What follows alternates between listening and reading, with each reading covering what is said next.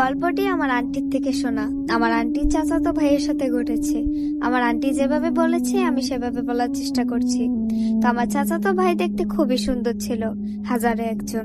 তখন আমার চাচাতো ভাইয়ের বয়স 15 বা 16 বছর। আমার চাচাতো ভাইয়ের খালার মেয়ে তাকে পছন্দ করত।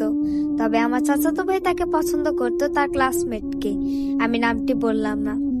একদিন আমার চাচাতো ভাইয়ের খালার মেয়ে তাকে বলে আমি তোমাকে পছন্দ করি, কিন্তু আমার চাচাতো ভাই সোজাসুজি না করে দেয় এবং বলে আমি অন্য কাউকে ভালোবাসি।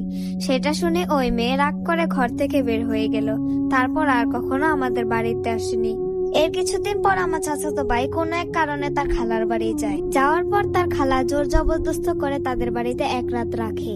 পরদিন আমার চাচাতো ভাই খাওয়া দাওয়া করে চলে আসে, কিন্তু সে শুধু সকালে নাস্তাকে চলে আসে। সেদিন দুপুরে আমার ভাই আর কোনো খাবার খায়নি, বিকেলেও কিছু খায়নি। রাতে খাবার খেতে বসবে তখনই দেখে তার পেট ভরা, কিন্তু আশ্চর্যজনক ভাবে সে শুধু সকালে নাস্তাই খেয়েছে। এরপরে এক ফোঁটা পানিও খায়নি, কিন্তু এখন মনে হচ্ছে একটু পানি খেলেও তার পেট ফেটে যাবে। তারপর আমার ভাই ঘুমাতে যায় এবং হঠাৎ গভীর রাতে জেগে দেখে তার পুরো ঘর ধোঁয়ায় ভরা এবং পাশে কাফনে মোড়ানো একটি লাশ। কিন্তু সে কিছুই করতে পারলো না। এমন সময় মসজিদে আজান শোনা যায় এবং সবকিছু মিলিয়ে যায়। এমন কাহিনী তার সাথে আরো 3-4 দিন হতে থাকে।